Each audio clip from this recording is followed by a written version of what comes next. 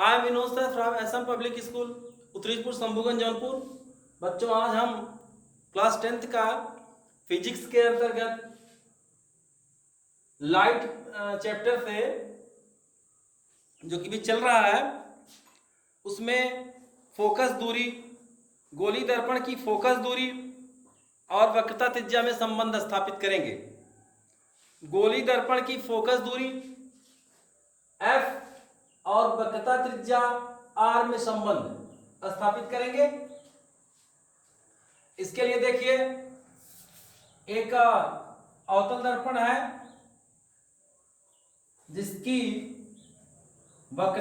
जिसका वक्रता केंद्र C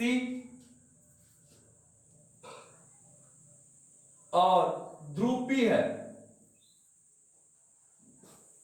और इसका मुख्य अक्ष CP, मुख्य अक्ष के समांतर आने वाली किरण दर्पण से अपवर्तन के पश्चात मुख्य अक्ष के फोकस से होकर, दर्पण के फोकस से होकर जाती है। एक किरण AB लेते हैं, माना किरण AB है जो दर्पण से परावर्तन के पश्चात BF दिशा में निकल जाती है और यहां F है फोकस और CP है वक्रता त्रिज्या और वक्रता केंद्र को आपतन बिंदु से मिला देंगे तो यह हो जाएगा अभिलंब। यह अभिलंब हो गया BC अभिलंब, AB आपतित किरण और BF परावर्तित किरण, परावर्तित किरण तथा यह B आपतन बिंदु हो गया और BC हो गया अभिलंब। तो देखो बेटा ABC आपतन कोण है और CBF परावर्तन कोण है। तो जो परावर्तन का नियम लिखाए थे दूसरा, उसके हिसाब से आपतन कोण और परावर्तन कोण आपस में बराबर होते हैं। तो कोण ABC बराबर कोण CBF जो हमने माना है इसको आप लिख लेना, इसको लिख नहीं रहे हैं, समय बहुत ज्यादा हो जाता है। माना आपतित किरण AB, परावर्तित किरण BF तथा अभिलंब BC है। अब इसके बाद आप इतना मानने के बाद अब आप लिखेंगे ये, हाँ दर्पण का ध्रुव P ले लेना। तो कोण ABC इतना जितना हमने कहा उतना लिखने के बाद तब ये लिखिए आप, कोण ABC बराबर कोण CBF। कारण में देंगे आपतन और परावर्तन कोण आपस में बराबर होते हैं। आपतन और परावर्तन कोण, आपतन और परावर्तन कोण। फिर कोण ABC बराबर कोण, देख रहे हैं आप ABC, ये कोण और ये कोण, ये भी आपस में बराबर होंगे। कोण ABC बराबर कोण BCF। यह क्यों है बराबर? क्योंकि AB पैरेलल टू CP, यानी AB समांतर CP और तिर्यक रेखा हो गई BC। तो एकांतर कोण, जैसा कि आप कक्षा 9 में सीख चुके हैं, एकांतर कोण आपस में दो समांतर रेखाओं अगर तिर्यक रेखा काटती है तो एकांतर कोण आपस में बराबर होते हैं। इसे लिख देंगे एकांतर कोण। एकांतर कोण। अब यदि दो राशियां एक ही राशि के बराबर हैं तो आपस में भी बराबर होती हैं। कोण CB अब भी ABC के बराबर है और BC अब भी ABC के बराबर है। ये दोनों राशियां कोण ABC के बराबर है, इसलिए दोनों आपस में बराबर होंगी। अतः कोण CBF बराबर कोण BCF, CBF बराबर BCF। और ये आप देख रहे हैं BFC एक त्रिभुज है। आपने कक्षा 9 में सीखा है, थ्योरम है, किसी त्रिभुज की बराबर कोणों की सम्मुख भुजाएं बराबर होती हैं। बराबर भुजाओं के सम्मुख कोण बराबर होते हैं और एक बात और है, बराबर कोणों की सम्मुख भुजाएं बराबर होती हैं, लेकिन वो एक ही त्रिभुज में होना चाहिए। तो ये कोण CBF और BCF त्रिभुज BCF के कोण हैं। तो इसलिए देखिए CF बराबर कोण BCF, कोण CBF के सामने की भुजा CF बराबर BCF के सामने की भुजा BF बराबर कोणों की सम्मुख भुजाएं लिख देंगे इसको, बराबर कोणों की सम्मुख भुजाएं। हमने कहा था कि प्रमेय आप याद रखिएगा, सिद्ध करना सीख लीजिएगा, तभी आपको फिजिक्स समझ में आएगी। कुछ बहुत से सवाल इस पे डिपेंड। बराबर कोणों की सम्मुख भुजाएं हैं ये, CF बराबर BF। अब एक बात हम थोड़ा सा बताना मिस कर गए, दर्पण के परावर्तक तल का जो व्यास होता है वो द्वारक कहलाता है।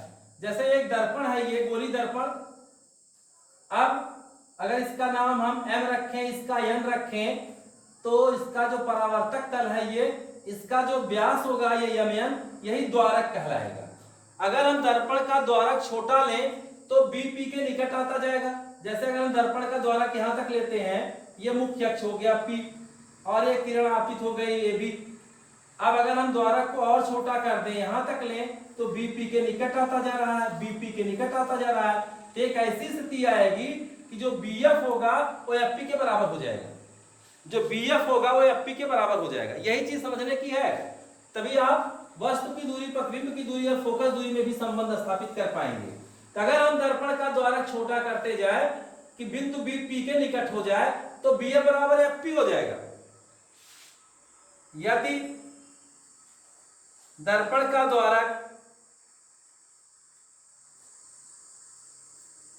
अत्यंत छोटा लें, अत्यंत छोटा लें कि बिंदु B, ये बिंदु का सिंबल है, ब्रैकेट में जो हमने एक बिंदु लिखा, बिंदु B बिंदु P के निकट हो जाए, तो BF बराबर हो जाएगा FP, तो FP बराबर हो जाएगा BF। अब यहां फिर देखिए CF बराबर BF और FP बराबर BF। इसको अगर हम संबंध 1 मान लें, इसको संबंध 2, संबंध 1 और 2 की तुलना कर दें, 1 और 2 की तुलना करने पर, जब संबंध 1 और 2 की तुलना कर देंगे तब आ जाएगा CF बराबर FP, CF बराबर FP। जब CF बराबर FP हो गया, इसका मतलब हो गया कि CP का मध्य बिंदु हो गया F, अतः बिंदु F CP का मध्य बिंदु है, मध्य बिंदु है। जब F CP का मध्य बिंदु है तो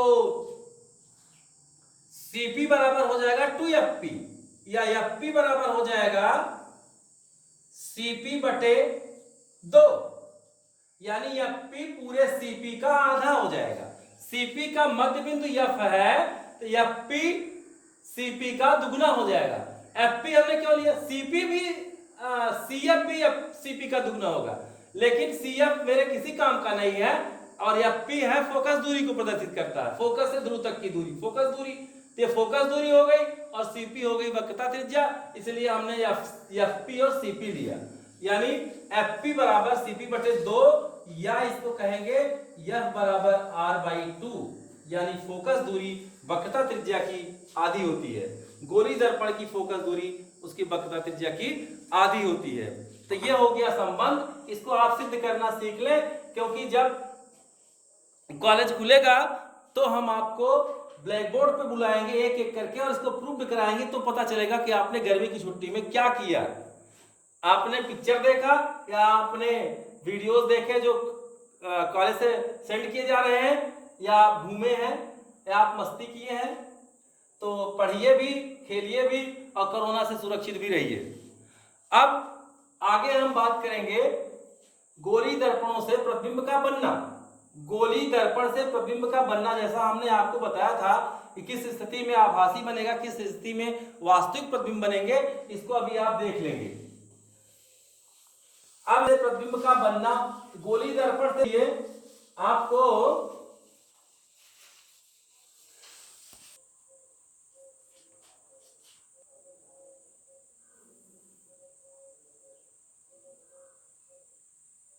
तो 3 किरणों के मार्ग निश्चित हैं जिनकी मदद से हम प्रतिबिंबों की स्थिति की जानकारी करेंगे। अगर आपको ये तीनों मार्ग पता होंगे तो आप भी ड्रॉ कर सकते हैं कि प्रतिबिंब कहाँ, वस्तु कहाँ रखी है। वस्तु को बिंब भी बोलते हैं। मुख्य अक्ष के किस बिंदु पर रखे बिंब का प्रतिबिंब कहां पर बनेगा, उसकी स्थिति क्या होगी, प्रकृति क्या होगी, ये सारी जानकारी आपको हो जाएगी। लेकिन इन तीनों बातों को आप समझ लीजिए। जब कोई किरण मुख्य अक्ष के समांतर आती है, मुख्य अक्ष के समांतर आने वाली प्रकाश की किरण दर्पण से परावर्तन के पश्चात फोकस से होकर जाती है। पहला फिगर आप देखिए, यह है गोली दर्पण। गोली दर्पण के मुख्य अक्ष सीपी के समांतर अगर कोई प्रकाश की किरण आ रही है तो दर्पण से परावर्तन के पश्चात वो फोकस से होकर जाती है। फोकस से होकर जाती है, यह फोकस है। ये कहीं से भी आप लेंगे, मुख्य अक्ष के समांतर अगर जाएगा, जैसे यहां से ले लेंगे, ये मुख्य अक्ष के समांतर ये हो गई किरण। अब इसका परावर्तन होगा तो भी ये फोकस से जाएगी। आप यहां से लेंगे, परावर्तन के पश्चात इसको फोकस से ही होकर जाना है। चाहे जहां से आप लेंगे, अगर मुख्य अक्ष के समांतर जो किरण फेंकेंगे तो फोकस पे सेंट्रलाइज हो जाएगी। एक मार्ग ये हो गया। दूसरा मार्ग देखिए, दर्पण के फोकस से होकर आने वाली किरणें परावर्तन के पश्चात मुख्य अक्ष के समांतर हो जाती हैं। यानी फोकस की ओर से आने वाली जो प्रकाश की किरणें हैं, ये परावर्तन के पश्चात मुख्य अक्ष के समांतर हो जाएंगी। आप चाहे यहां से इधर से भी ले सकते हैं, जैसे यहां से जा रही है प्रकाश की किरण फोकस से, परावर्तन के पश्चात यहां से भी मुख्य अक्ष के समांतर हो जाएगी। चाहे जहां से आप लेंगे, जो किरण फोकस से होकर जाएगी वो दर्पण से परावर्तन के पश्चात मुख्य अक्ष के समांतर अवश्य हो जाएगी। तो फोकस से होकर आने वाली किरणें परावर्तन के पश्चात मुख्य अक्ष के समांतर हो जाती हैं। इसका फिगर भी बना लेना तो इसका कॉन्सेप्ट आपको स्पष्ट हो जाएगा। तीसरी बात है, वक्रता केंद्र से होकर आने वाली किरण दर्पण से परावर्तन के पश्चात वक्रता केंद्र से ही वापस लौट आती है। यानी वक्रता केंद्र से होकर जाने वाली जो प्रकाश की किरण है, परावर्तन के पश्चात जिस मार्ग से गई है उसी मार्ग से, अर्थात वक्रता केंद्र से ही होकर वापस लौट आती है। ये 3 किरणों के मार्ग पता है। तो प्रतिबिंब की स्थिति की जानकारी के लिए हम इन तीनों में से कोई 2 मार्ग ले लेंगे तो हमें आ जाएगा। हाँ, एक और है, जैसे ध्रुव से मुख्य अक्ष के साथ जिस कोण पर प्रकाश की किरणें जाएंगी, इसको भी नोट कर लेना आप।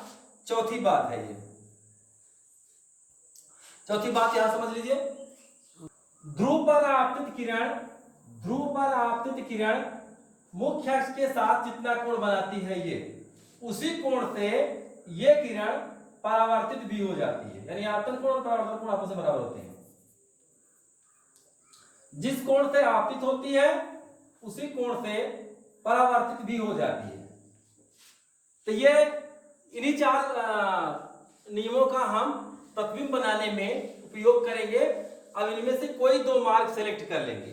अब वो बेटा हम अगले वीडियो में बताएंगे, लेकिन थोड़ा सा हम हिंट कर दे रहे हैं। जैसे अवतल दर्पण है, ये अवतल दर्पण से प्रतिबिंब का बनना, उत्तल दर्पण से प्रतिबिंब का बनना और समतल दर्पण से प्रतिबिंब का बनना, ये तीनों बातें हम स्पष्ट करेंगे अगले वीडियोज में। थोड़ा सा हम हिंट कर देते हैं कि इन चारों को आपको दिमाग में रखना क्यों आवश्यक है। जैसे ये है एक अवतल दर्पण, इसका ध्रुव P है और वक्रता केंद्र C है, मुख्य अक्ष CP हो गया, फोकस F हो गया। अब अगर हम वस्तु को देखें, शास्त्रीय तौर पर देख लें, आप तब जान जाएगा कि ये चारों चीजें जो अभी हमने बताई आपको, चारों किरणों के मार्ग परावर्तन के पश्चात कैसे होते हैं, इनको जानना क्यों जरूरी है। जैसे एक वस्तु हमने लिया जिसको हमने कहां रख दिया, ध्रुव और फोकस पर के बीच, ध्रुव और फोकस के बीच रख दिया। ध्रुव और फोकस के बीच अगर वस्तु रखते हैं तो इसका प्रतिबिंब कहां बनेगा। अब थोड़ी देर के लिए आप अपने 2 वीडियो पीछे जाइए, जहां हमने आपको बताया था प्रतिबिंब क्या है। तो आपने बताया था कि किसी बिंदु वस्तु से चलने वाली प्रकाश की किरणें अपवर्तन या परावर्तन के पश्चात, तो यहाँ परावर्तन की बात हो रही है। हम अपवर्तन आगे पढ़ाएंगे तो अपवर्तन में भी प्रतिबिंब बनेगा, उसकी भी बात करेंगे। परावर्तन के बाद जिस बिंदु से होकर जाती है अथवा जिस बिंदु से होकर आती हुई प्रतीत होती है, उसी बिंदु पर वस्तु का प्रतिबिंब बनता है। तो जहां प्रतीत होती है वहां आभासी प्रतिबिंब बनता है, जहां वास्तव में होकर जाती है वहां पर वास्तविक प्रतिबिंब बनता है। तो अब हम इस चीज को देखेंगे। जैसे एक वस्तु है ए बी, हमने इसे कहां रख दिया, इसको रख दिया ध्रुव और फोकस के बीच। अब इसका प्रतिबिंब कैसा बनेगा, अब इसके लिए देख लें आप। एक किरण हम लेते हैं इस बिंदु वस्तु से बी से एक किरण लेते हैं मुख्य अक्ष के समांतर BM, जो परावर्तन के पश्चात कहां से जाएगी, जो मुख्य अक्ष के समांतर होगी वो फोकस से होकर जाएगी। पहले नियम में हमने बताया था मुख्य अक्ष के समांतर जाने वाली किरण फोकस से होकर जाएगी, तो परावर्तन के पश्चात ये फोकस से गई। दूसरी किरण हम कहां से लेते हैं, जो वक्रता केंद्र की ओर से आ रही है। वक्रता केंद्र की ओर से आ रही है जो किरण, वो परावर्तन के पश्चात कहां से होकर जाएगी, उसी मार्ग से वापस लौट जाएगी भैया। जिस मार्ग से जा रही है उसी मार्ग से वापस लौट आएगी। ये किरण यहां से लौट आई वापस। अब ये किरण यहां से लौट आई और ये परावर्तन के बाद फोकस से होकर ये जा रही है। अब जब इन किरणों को आप बढ़ाएंगे तो इनके बीच की दूरी इधर बढ़ती जा रही है। यहां से अगर कोई व्यक्ति जो देखेगा इसको, जब यहां से कोई व्यक्ति इसे देखेगा तो क्या समझेगा कि ये किरण कहीं यहां से निकल रही है। अगर इसको हम आगे बढ़ाएं तो ये यहां से निकलती हुई प्रतीत हो रही है कि यहां से निकल के ये फैल रही है। तो इसका प्रतिबिंब जो है यहां पर बनेगा, इस बिंदु पर, बिंदु I पर इसका प्रतिबिंब बनेगा A1B1, A1B1। और ये प्रतिबिंब देख रहे हैं जैसा ये वस्तु रखा है वैसा ही प्रतिबिंब बन रहा है। अब यहां पर आप देख लीजिए, किसी वस्तु को अगर अवतल दर्पण में, अवतल दर्पण से प्रतिबिंब का बनना बता रहे हैं, अवतल दर्पण के ध्रुव और फोकस के बीच अगर कोई वस्तु आप रखते हैं तो उसका प्रतिबिंब कैसा बनेगा, उसका प्रतिबिंब बनेगा आभासी। क्यों आभासी भैया, क्योंकि किरणें यहां से तो निकल नहीं रही है, केवल यहां से आती हुई प्रतीत होती है देखने वाले को, किस बिंदु से आके से फैलती चली जा रही है, तो यह प्रतीत हो रही है। इसलिए यहां पर कैसा प्रतिबिंब बनेगा I पर, आभासी। आभासी, तो प्रतिबिंब की प्रकृति क्या हो गई, आभासी, सीधा और वस्तु से देखो बड़ा। यानी अवतल दर्पण के फोकस और ध्रुव के बीच अगर कोई वस्तु आप रखेंगे तो उसका प्रतिबिंब आभासी, सीधा और वस्तु से बड़ा बनेगा। इसका इस्तेमाल हम करते हैं सूक्ष्मदर्शी बनाने में, हैंड लेंस, जिसमें आप वस्तु को फोकस और ध्रुव के बीच में रखते हैं तो उसका बड़ा प्रतिबिंब बनता है, जिससे हम छोटी वस्तुओं को देखते हैं, अक्षरों को, छोटे अक्षरों को पढ़ते हैं। घड़ी साज अपनी घड़ी बनाने के लिए इसका इस्तेमाल करता है। दूसरी स्थिति देखिए, हाँ ये सीधा बना और कहां बना, दर्पण के पीछे, दर्पण के पीछे आभासी, सीधा और वस्तु से बड़ा। अब सेकंड स्थिति देखिए, सेकंड स्थिति में अगर हम वस्तु को कहां रख दें, देखो भैया अब हम वस्तु को रखते हैं फोकस और वक्रता केंद्र के बीच। कल इसको पूरा डिटेल में हम लिखाएंगे भी, आज हम हिंट कर रहे हैं खाली इसलिए कि आप जो चारों नियम हमने लिखाए अभी उसके इंपॉर्टेंस को समझो। अब एक वस्तु ए बी लिया जिसको हमने कहां रख दिया, फोकस और वक्रता केंद्र के बीच। अब फोकस और वक्रता केंद्र के बीच रखी वस्तु का प्रतिबिंब कहां बनेगा, अब देखिए यहां एक किरण जाती है मुख्य अक्ष के समांतर लिया हमने, दूसरी तो यहां एक किरण मुख्य अक्ष के समांतर लिया जो परावर्तन के पश्चात फोकस से होकर जाएगी भैया। कहां से गई, फोकस से गई। अब देखिए यहां अब एक किरण लेंगे वक्रता केंद्र से होकर जो जा रही है, तो वक्रता केंद्र से होकर जो जा रही है ये किरण, वक्रता केंद्र से होकर जाने वाली किरण परावर्तन के पश्चात उसी मार्ग अर्थात वक्रता केंद्र से ही वापस लौट रही है। अब ये दोनों किरणें जो परावर्तित किरणें हैं ये आकर के यहाँ पर वास्तव में मिल रही हैं। तो जब ये वास्तव में यहाँ मिल रही हैं तो इसका प्रतिबिंब बनेगा वास्तविक। और कैसा बनेगा भैया, प्रकृति आप देख रहे हैं, इसके तीर की नोक ऊपर, तीर यहाँ नीचे की ओर हो गई, अर्थात इसका प्रतिबिंब कैसा बन गया, वास्तविक तो बना, उल्टा बना और वस्तु से बड़ा बना। और कहां बना, वक्रता केंद्र और अनंत के बीच। यानी फोकस और वक्रता केंद्र के बीच रखी वस्तु का प्रतिबिंब वक्रता केंद्र और अनंत के बीच बन रहा है। और कैसा बन रहा है? वास्तविक, उल्टा और उससे बड़ा। एक बात अब नोट कर लीजिए, जो वास्तविक प्रतिबिंब होते हैं वो उल्टे बनते हैं और जो आभासी प्रतिबिंब होते हैं वो सीधे बनते हैं। अब देखिए यहां और भी स्थिति देख लीजिए, अगर हम वक्रता केंद्र पर ही वस्तु को रख दें तो प्रतिबिंब कहां बनेगा? ये अभी आपको हम खाली बता रहे हैं इसलिए कि आपको ये चारों पॉइंट दिमाग में होने चाहिए। क्यों? क्योंकि जब तक ये मार्ग आपको पता नहीं रहेंगे आप कर नहीं पाएंगे। इसको आप खुद से भी कर सकते हैं, कल जब बताएंगे तो आप खुद से भी कर लेंगे। जैसे हम बना रहे हैं ना, तो आपको रट्टा नहीं मारना होगा। अगर इन चारों को याद करेंगे तो आपको रट्टा नहीं मारना होगा, आप फटाफट खींच लेंगे। वक्रता केंद्र पर अगर वस्तु रख दें तो देखो उसका प्रतिबिंब कैसा और कहां बनता है। एक किरण लेंगे मुख्य अक्ष के समांतर भैया, जो परावर्तन के पश्चात कहां से होकर जाएगी? फोकस से होकर जाएगी।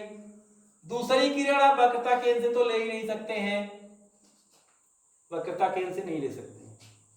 अब कहां से लेंगे? अब चौथे वाले का इस्तेमाल करेंगे। क्या? ध्रुव से लेंगे। ध्रुव पर जिस एंगल से मुख्य अक्ष के साथ कोण बना रही है उसी एंगल से ये परावर्तित भी हो जाएगी, अर्थात इसका प्रतिबिंब यहां पर बनेगा। यानी वक्रता केंद्र पर अगर वस्तु आप रखे हैं तो उसका प्रतिबिंब वक्रता केंद्र पर ही बनेगा, वास्तविक बनेगा और उल्टा बनेगा। वास्तविक क्यों? क्योंकि परावर्तन के बाद यहां किरणें वास्तव में मिल रही हैं, तो यहां पर वास्तविक, उल्टा और वस्तु की बराबर लंबाई का प्रतिबिंब बनेगा। हम ये दोनों से दूसरा मार्ग करके सिद्ध कर सकते हैं। इसी तरह से और भी स्थितियां हैं। वक्रता केंद्र और अनंत के बीच रखेंगे, अनंत पे रखेंगे तो प्रतिबिंब कहां बनेगा? फोकस पे रखेंगे तो कहां बनेगा? ये तो हो गया अवतल दर्पण के लिए। अवतल दर्पण में आपने देखा कि एक स्थिति में प्रतिबिंब आभासी बना था, बाकी सारी स्थितियों में प्रतिबिंब वास्तविक बन रहा है। अभी हम उत्तल दर्पण की बात कर लेते हैं। उत्तल दर्पण से जो प्रतिबिंब बनेगा, तब इसकी कलाई धंसे हुए तल से कर दे पेंट, तो अब इसका परावर्तन बड़े तल से होगा। ये हो गया आपका ध्रुव P और वक्रता केंद्र इसका दूसरी साइड में होता है C और इसके मध्य में ठीक F होगा। अब अगर हम यहां पर वस्तु रखते हैं तो एक किरण जाएगी मुख्य अक्ष के समांतर।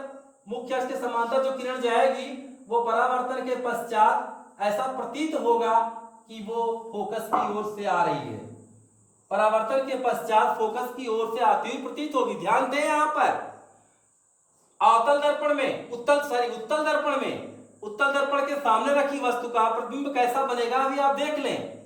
जब हम दर्पण के सामने वस्तु को रखते हैं तो एक किरण लेते हैं मुख्य अक्ष के समांतर, जो परावर्तन के पश्चात फोकस से आती हुई प्रतीत होती है, न कि वास्तव में आती है, क्योंकि किरण तो यहीं से मुड़ गई।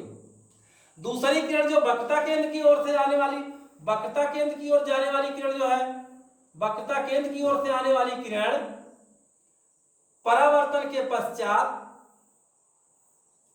उसी मार्ग से वापस आती हुई प्रतीत होती है, यानी जिस मार्ग से निकल रही आ रही उसी से वापस निकल जाएगी। तो ये वक्रता केंद्र की ओर से आए। अब यहां से जो देखेगा इसको दर्शक, जो दर्शक इसे देखेगा